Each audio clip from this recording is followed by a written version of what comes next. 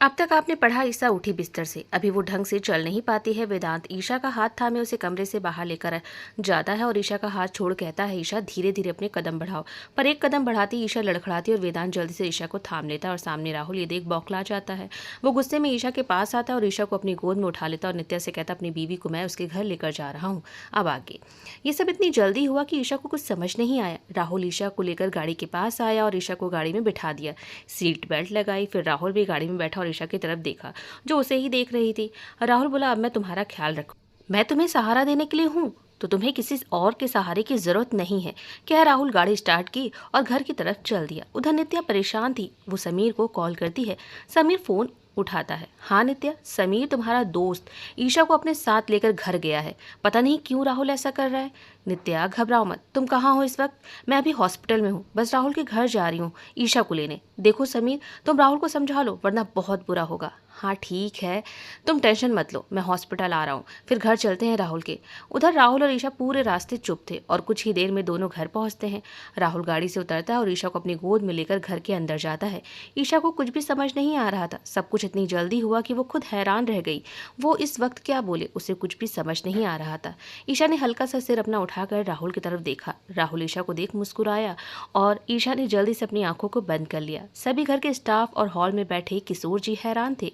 ईशा को अपनी गोद में लिए ही राहुल नीरज से बोला, नीरज मेरा ऊपर वाला कमरा अच्छे से साफ करवाओ। अभी मैं नीचे वाले कमरे में हूँ, जब कमरा सही हो जाए तो मुझे बताना। किशोर जी गुस्से में बोले, ये सब क्या है राहुल? पापा आपकी बहू को लेकर घर आया हूँ, आपको खुश होना चाहिए। किशोर जी आगे कुछ बोलते कि राहुल बोल पड़ा, पापा ईशा की तबीयत ठीक नहीं है, देखिए अभी भी सो रही है, वो जग जाएगी। मैं ईशा को कमरे में लेकर जाता हूँ। किशोर जी ने ईशा की तरफ देखा, उसकी आंखें बंद थी तो वो कुछ नहीं बोले। राहुल फिर ईशा को कमरे में लेकर आया। ईशा ने अभी भी अपनी आंखें बंद की हुई थी। राहुल ईशा को बेड के पास लेकर आता और ईशा को बेड पर बिठाते हुए कहता, आंखें खोल लो। ईशा आंखें खोल लेती है। राहुल बोला मुस्कुराकर, नाटक अच्छा कर लेती हो। फिर जेब से अपना मोबाइल निकालता है और नित्या को फोन करता है। नित्या फोन उठाती है। उधर नित्या गुस्से से बोली, राहुल समझते क्या हो अपने आप को? राहुल बोला, तुम्हारा दोस्त और ईशा का हस्बैंड। और सुनो, ज़्यादा गुस्सा मत करो, अपना ध्यान रखो, प्रेगनेंसी में इतना गुस्सा करना ठीक नहीं है। और हाँ, ईशा की दवाइयाँ लेते आना। और हाँ, अब मैं राहुल सिंघानिया यानी ईशा का हस्बैंड, उसका ध्यान रखेगा। कह फ़ोन रख देता है राहुल। राहुल की बात सुन ईशा सोच में पड़ जाती है। ईशा अपने मन में कहती है, नित्या जी प्रेग्नेंट है। राहुल ईशा के पास आया और बोला, कहाँ खो गई ईशा? ईशा कुछ नहीं बोली तो राहुल ने ईशा को एक बार फिर से अपनी गोद में उठा लिया। ईशा बोली, अब क्या कर रहे हैं आप? राहुल बोला, नहाने चल रहे हैं, 8 महीने से बिस्तर पर ही पड़ी थी, फ्रेश हो जाओगे तो अच्छा लगेगा। राहुल की बात सुनकर ईशा की आंखें हैरानी से बड़ी हो गई। वो बोली, क्या आपके साथ? राहुल मुस्कुरा कर बोला, हाँ मेरे साथ। ईशा घबराते हुए बोली, न नहीं, हम खुद नहा लेंगे, आप हमें नीचे उतारिए। ईशा, जिद अब तुम्हारी नहीं चलेगी, जिद चलेगी तो सिर्फ मेरी। ईशा बोली, आपकी शुरू से ही जिद चल रही, हमने कब जिद की आपसे? अच्छा ईशा, तुम 8 महीने बिस्तर पर लेटी रही, ये भी ख्याल नहीं आया कि मेरा क्या हाल होगा? ये तुम्हारी जिद ही तो थी। और राहुल ईशा को लेकर वॉशरूम में आया। ईशा ने राहुल की टी शर्ट अपने दोनों हाथों से कस कर पकड़ ली। राहुल ईशा को बाथ टब के पास लेकर आया। राहुल ने ईशा की तरफ देखा। ईशा ने अपनी आंखों को बंद किया हुआ था। राहुल बोला, क्या हुआ ईशा? ईशा आंख बंद किए हुए ही बोली, राहुल जी ये आप क्या कर रहे हैं? हमें शर्म आएगी, ऐसे कैसे आप हमें वॉशरूम में लेकर आ गए? राहुल फिर ईशा को बाथ टब में बिठा देता है और जैसे उठता है कि ईशा ने राहुल की टी शर्ट को कसकर पकड़ लिया। राहुल बोला, ईशा पानी तो चालू करने दो। तभी राहुल को आवाज़ आई, राहुल कहाँ हो तुम? राहुल बोला, मैं जा रहा हूँ, तुम नहा लो ईशा, मैं माँ को अंदर भेजता हूँ। ईशा ने जब ये सुना तो उसने राहुल की टी शर्ट छोड़ दी और राहुल के चेहरे की तरफ ईशा ने देखा। आज राहुल की आंखों में उसके लिए प्यार दिख रहा था। राहुल उठा और नल चालू करके वॉशरूम से बाहर चला गया। मीरा जी बोली, राहुल तुम ईशा को हॉस्पिटल से ले आए? हाँ माँ। पर क्यों बेटा? अभी उसे अच्छे से ठीक तो हो जाने दो, कितनी कमज़ोर है वो। माँ, बातें बाद में, ईशा वॉशरूम में है, नहा रही है, आप वहीं रहो उसके पास, कहीं वॉशरूम में वो गिरे ना। तब तक मैं अपने रूम से ईशा का बैग लेकर आता हूँ। क्या वो चला गया। राहुल कमरे में आया। कमरे की साफ सफाई चल रही थी। वो ईशा का बैग ढूंढता है पर उसे पूरे कमरे में उसका बैग कहीं नहीं दिखाई देता है। राहुल स्टाफ से बोला, ईशा का बैग कहाँ है? स्टाफ बोला, हमें तो कोई बैग नहीं मिला सर, आपके सारे कपड़े और ज़रूरत के सामान नीचे कमरे में है, यहाँ कुछ भी नहीं है। राहुल हैरान था। वो अपने मन में बोला, सारे कपड़े मैंने जला दिए थे ईशा के, पर जो मैंने दिए थे वो, और मुझे अच्छी तरह से से याद है, ईशा बैग लेकर कमरे में आई थी। उस बैग को मैंने कुछ नहीं किया था। फिर ईशा का बैग कहाँ गया? वो फौरन नीचे आया और रूम में आते उसने देखा कि मीरा जी ईशा को लेकर वॉशरूम से बाहर निकल रही थी।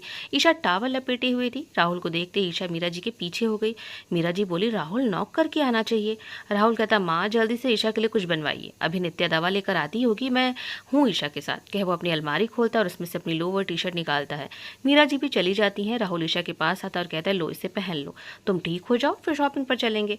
ईशा राहुल से कपड़े लेती है और राहुल ईशा की तरफ पीट करते हुए बोला, मैं बाहर चला जाता, पर तुम ठीक नहीं हो ईशा, इसीलिए यही हूँ। कह वो दरवाजे के पास है और लॉक करके वहीं खड़ा रहा। ईशा जल्दी से कपड़े पहनकर बेड पर बैठ गई और बोली, राहुल जी ये सब आप क्यों कर रहे हैं? राहुल पलट कर देखता है, ईशा ने कपड़े पहन लिए थे। राहुल ईशा के पास आया और टॉवल उठा ईशा के बालों को पोंछने लगा। ईशा कहती है, हम कर लेंगे राहुल जी, आप रहने दीजिए।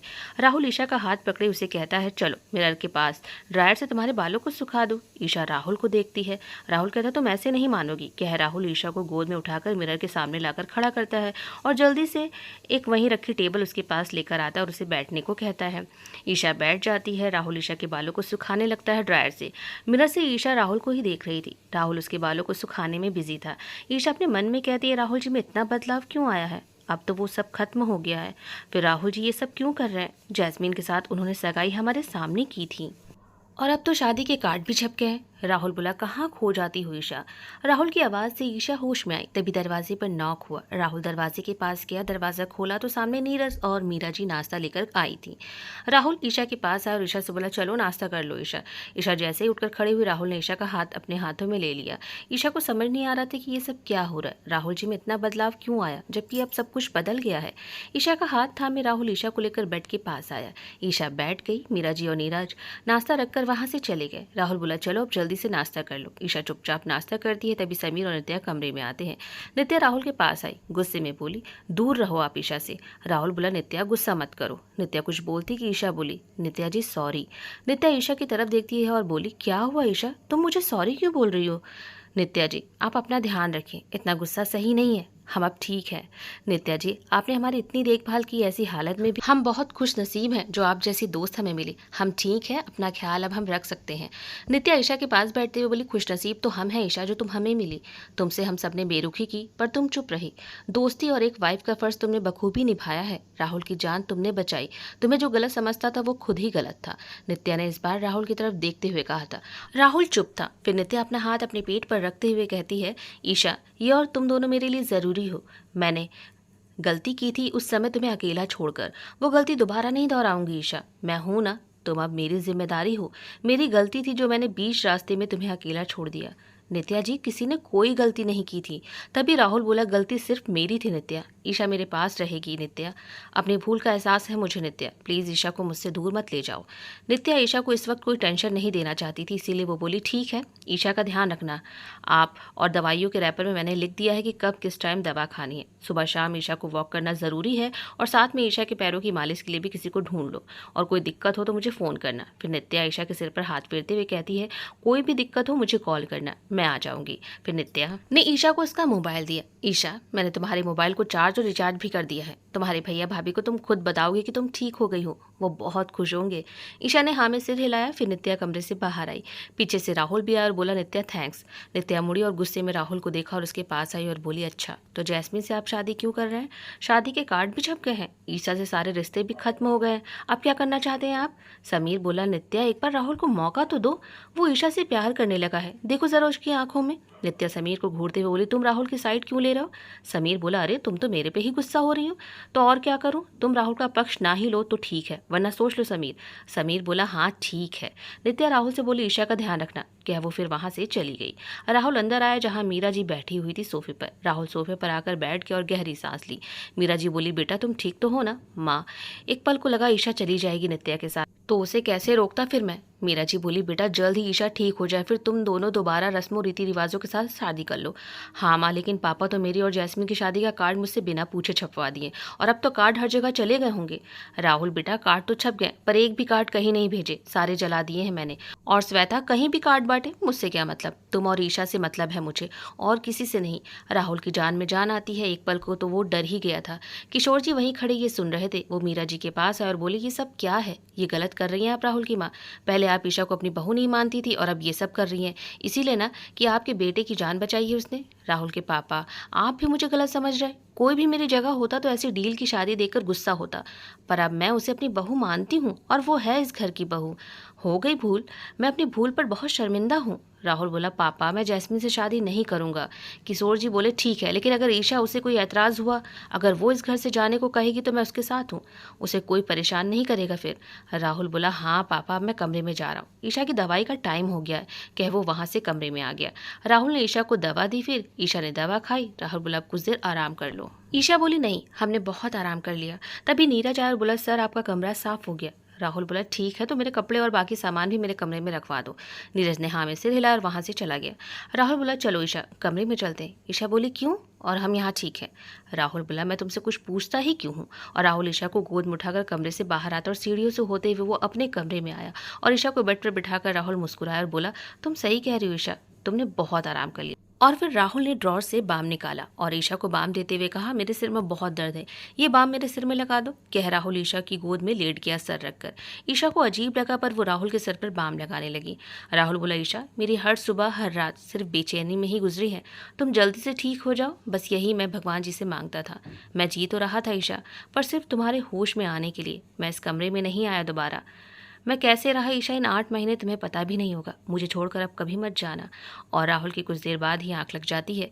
आज इतने महीनों बाद राहुल की आंखों में सुकून की नींद थी। राहुल के चुप होने से ईशा समझ गई कि राहुल सो गया है। वो आराम से राहुल से अलग होकर बिस्तर से उठी और राहुल की तरफ देखा। राहुल से ईशा प्यार करती है और ये बदलाव ईशा को अच्छा भी लग रहा था। वो भी तो राहुल के पास रहना चाहती थी उसके साथ। पर फिर से वो पल याद आ जाता है और उन बीते पलों को याद करते ही ईशा की आंख छलक आई। ईशा को भी नींद आ रही थी। दवाइयों का असर जो था वो वहीं जमीन पर लेट जाती और कुछ देर बाद वो भी सो जाती है।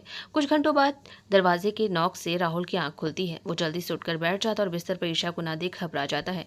दरवाजे पर अभी भी नॉक हो रहा था। राहुल बोला, दरवाजा खुला है, और ईशा को कमरे में ढूंढने लगा।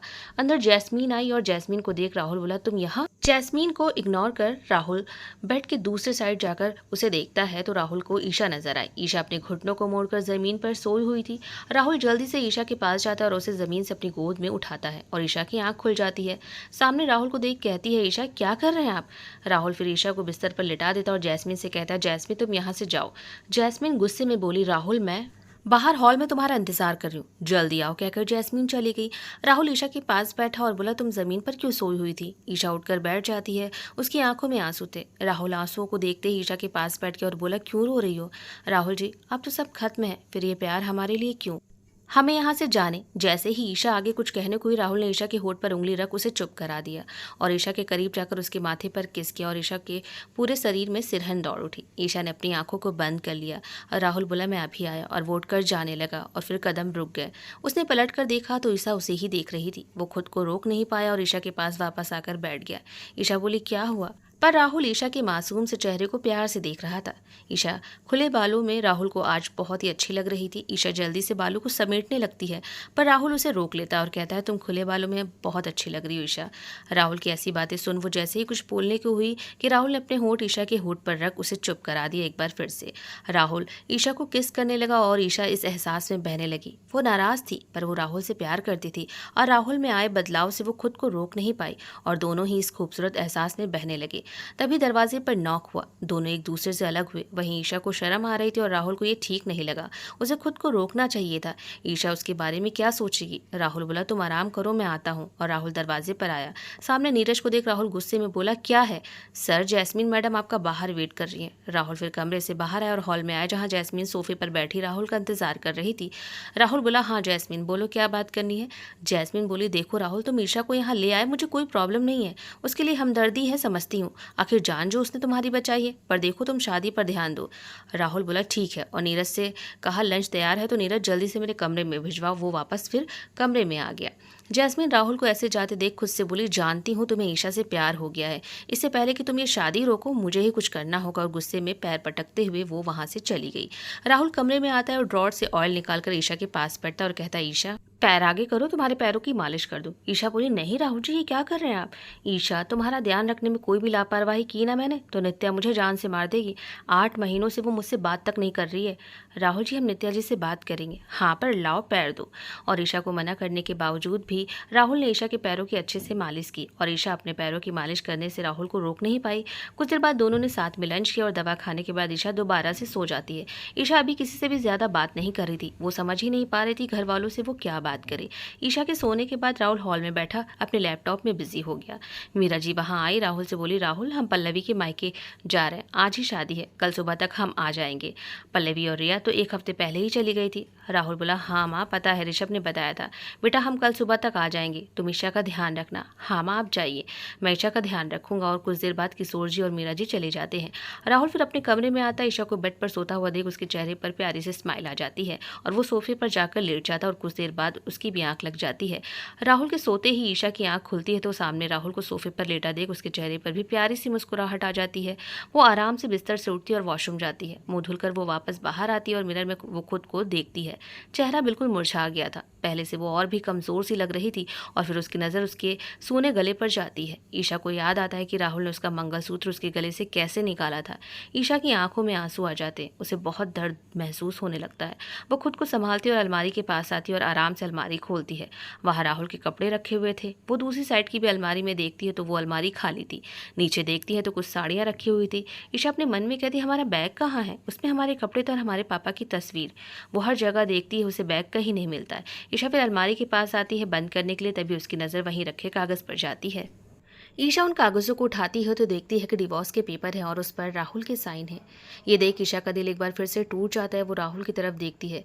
ईशा अपने मन में कहती है, नहीं राहुल जी, हम आपको माफ़ नहीं कर सकते हैं। शादी का फैसला आपका था, हम नहीं रहेंगे यहाँ। फिर ईशा बेड के पास आई, वहीं टेबल पर कागज़ रखा और अपना मोबाइल उठाया और ड्रॉर खोला, उसमें से पेन निकाला, डिवोर्स पेपर पर साइन किया और वहीं रख दिया और दबे पांव कमरे से बाहर आई और धीरे धीरे वो सीढ़ियों से नीचे आई। नीरज ईशा को देख बोला, मैम कुछ चाहिए? नीरज को देख ईशा डर जाती है, फिर बोली, हाँ हमें चाय पीनी है, बना दोगे नीरज? हम थोड़ा बाहर गार्डन में टहलने जा रहे हैं, राहुल जी भी आ रहे हैं, तुम उनके लिए कॉफ़ी बना दो। जी मैम बोलकर वो रसोई में चला गया और ईशा किसी तरह चुपके से घर से बाहर आई और गेट से रोड पर चली गई। वो कुछ ही कदम चली थी और थक गई। वो एक जगह बैठ गई और वेदांत को कॉल किया। ईशा का नंबर देख वेदांत ने जल्दी से कॉल उठाया। हेलो ईशा। ईशा बोली, वेदांत जी आप जल्दी से राहुल जी के घर के पास आ जाइए। वेदांत घबराते हुए बोला, क्यों, क्या हुआ? ईशा तुम ठीक तो हो ना? हम ठीक है, बस आ जाइए, हमें अपने भैया भाभी के पास जाना है, यहाँ हमें नहीं रहना। हमारा राहुल जी से रिश्ता नहीं है, डिवोर्स पेपर पर उनके साइन थे, हमें लगा वो बदल गए पर ऐसा कुछ भी नहीं है। वेदांत बोला, ठीक है तुम वहीं रहो, मैं आता हूँ। वेदांत जल्दी से ईशा का फ़ोन काट कर नित्या को कॉल करता है। नित्या फ़ोन उठाती, हाँ वेदांत। नित्या, वो मुझे राहुल का नंबर मिल सकता है? वेदांत, राहुल का तुम्हें नंबर क्यों चाहिए, कोई बात है? नहीं नित्या, वो मुझे पर्सनली काम है, मेरे ऑफिस में कुछ दिक्कत है, उसी के बारे में मुझे बात करनी है। वेदांत, तुम जानते हो राहुल तुम्हें पसंद नहीं करता है। ईशा वही है, तुमने राहुल से बात की तो कहीं फिर से वो नाराज़ ना हो जाए। नित्या, मेरी बात करना ज़रूरी है, प्लीज़ तुम दे दो ना राहुल का नंबर, मुझ पर ट्रस्ट करो। ईशा और राहुल के बीच इस बार गलतफहमी नहीं होगी। नित्या बोली, ठीक है मैं राहुल का नंबर सेंड करती हूँ। फ़ोन रखते ही नित्या राहुल का नंबर वेदांत को सेंड कर देती है और राहुल का नंबर मिलते ही वेदांत राहुल को फ़ोन करता है। राहुल की आँख फ़ोन की घंटी से खुली। राहुल उठकर बैठ गया। सामने बेड पर ईशा को ना देख वो घबरा गया। राहुल ने वॉशरूम चेक किया, वहाँ भी ईशा नहीं थी और वेदांत राहुल को बार बार कॉल कर रहा था, पर वो फ़ोन को इग्नोर कर इस समय ईशा को कमरे में ढूंढ रहा था।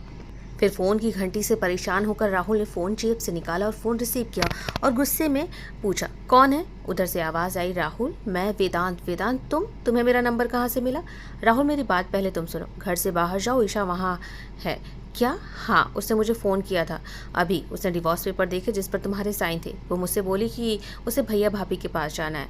राहुल ने फ़ोन रखा और तुरंत घर से बाहर आए, चारों तरफ ईशा को ढूंढने लगा और कुछ दूर जाती उसे ईशा दिखाई दी। वो एक साइड बैठी हुई थी। राहुल फौरन ईशा के पास गया। ईशा राहुल को देख उठकर खड़ी हो गई। राहुल अपने गुस्से को कंट्रोल करते हुए कहता है, ईशा ये सब क्या है? ईशा रोते हुए बोली, हमें नहीं रहना आपके पास। राहुल ईशा को अपनी गोद में उठाकर घर लेकर आता है। ईशा रोए जा रही थी। राहुल ईशा को कमरे में लेकर आता है और कहता है, ईशा रो मत, तुम्हारी तबीयत खराब हो सकती है। ईशा गुस्से में कहती, हमें नीचे उतारिए। राहुल ईशा को अपनी गोद से उतार देता है। राहुल बोला, ये सब क्या है? तुम अपनी तबीयत मत खराब करो। राहुल जैसे ही ईशा के करीब आता है, ईशा अपने कदम पीछे करती है। राहुल ईशा के करीब आता है और उसकी कमर को अपनी बाहों में पकड़ उसे एक झटके में अपने इतना करीब खींच लेता है कि दोनों के चेहरे बस इंच भर का फासले में था। राहुल ईशा के बालों को पीछे करते हुए बोला, तुम कहीं नहीं जाओगी ईशा, हो गई गलती मुझसे, बहुत देरी सजा तुमने। अब बस मुझे तुम्हारे पास रहना है और तुम्हें मुझसे कोई अब दूर नहीं कर सकता है। राहुल के ऐसे करीब होने से ईशा के दिल की धड़कनें तेज हो जाती, पर वो बहुत से सवालों से घिरी थी, इसीलिए इस वक्त बहुत नाराज थी राहुल से। ईशा बोली, आपने ही हमें डिवोर्स दिया है, हमें सबके सामने जलील किया, हमारा मंगलसूत्र आपने ले लिया, तोड़ दिया उसे। हम कुछ भूले नहीं है राहुल जी, आपने हमें अपनी ज़िंदगी से दफ़ा कर दिया था ना, तो अब क्या हो गया है? आपको प्यार हो गया है ईशा तुमसे? आप झूठ भूल रहे हैं। प्यार होता तो डिवोर्स पेपर पर साइन न करते आप, आपकी शादी के कार्ड नहीं छपते। अगर आपको ऐसे ही हमें रखना है तो ठीक है, हम राज़ी हैं। ईशा, कुछ भी मत बोलो, हम चले जाएंगे राहुल जी। नहीं जाओगी क्योंकि तुम मुझसे प्यार करती हो। नहीं करती हूँ प्यार राहुल जी, और देख लीजिएगा हम यहाँ से इस बार ऐसे जाएंगे कि लौट कर वापस नहीं आएंगे। राहुल ईशा से दूर होता और कहता, तुम्हें मुझसे कोई छीन नहीं सकता है इस बार। और राहुल ईशा से उसका मोबाइल ले लेता है और कमरे से बाहर की ओर दरवाजे को लॉक कर देता है बाहर से। फिर राहुल अपने फ़ोन से समीर को फ़ोन करता है। समीर फ़ोन उठाता है और राहुल बोला, समीर मुझे बॉडीगार्ड चाहिए। समीर बोला, क्यों, क्या हुआ राहुल? समीर, बस बॉडीगार्ड चाहिए। ठीक है, मैं इंतज़ाम करता हूँ, मैं अभी एजेंसी फ़ोन करता हूँ। समीर, मुझे आधे घंटे में मेरे घर में बॉडीगार्ड चाहिए। फिर फ़ोन कट जाता है और आधे घंटे के अंदर ही राहुल के घर बॉडीगार्ड पहुँच जाते हैं। राहुल सबसे कहता है कि बिना मेरी इजाज़त के किसी को जाने मत देना घर से, और घर के स्टाफ से भी राहुल कह देता है कि ईशा को कहीं ना जाने दे। राहुल फिर घर से बाहर चला जाता है और उधर ईशा कहती है, खुद से आप हमेशा यही करते हैं राहुल जी, हमें पिछली बार भी बंद करके चले गए थे और आज भी यही किया। उधर राहुल कुछ देर में क्लब पहुंचता है जहां पहले से ही जैस्मीन अपने फ्रेंड्स के साथ थी। राहुल क्लब पहुंचते ही एक साइड बैठकर ड्रिंक करने लगता है। जैस्मीन राहुल के पास जाती है और कहती, तुम यहाँ? राहुल जैस्मीन को देखते ही गुस्से में आ जाता है और वो कहता है, मुझसे दूर रहो। जैस्मीन अपने मन में कहती है, राहुल इस बार ये मौका हाथ से जाने नहीं दूंगी। और जैस्मीन ड्रिंक में कुछ मिला देती है और वेटर से कहती है कि ये ड्रिंक राहुल को दे आए। वेटर राहुल को ड्रिंक देता है और राहुल वो ड्रिंक पी लेता है और ड्रिंक पीने के कुछ देर बाद ही राहुल को बेचैनी होने लगती है। पर उसी बेचैनी में राहुल को ईशा की याद आती है। राहुल कहता है, ये क्या किया मैंने, एक बार फिर से उसे कमरे में बंद कराया। उसकी तबीयत वैसे भी ठीक नहीं है, ये क्या कर दिया मैंने, मुझे ईशा के पास जाना है। और राहुल जल्दी से उठा पर उसे चक्कर सा महसूस हुआ। राहुल को देख जैस्मीन मुस्कुराती है, वो राहुल के पास आती है। जैस्मीन बोली, क्या हुआ राहुल? राहुल बोला, कुछ नहीं। जैस्मीन बोली, चलो राहुल, तुम्हें मैं घर ड्रॉप कर देती हूँ। फिर वो राहुल को लेकर कार के पास आई।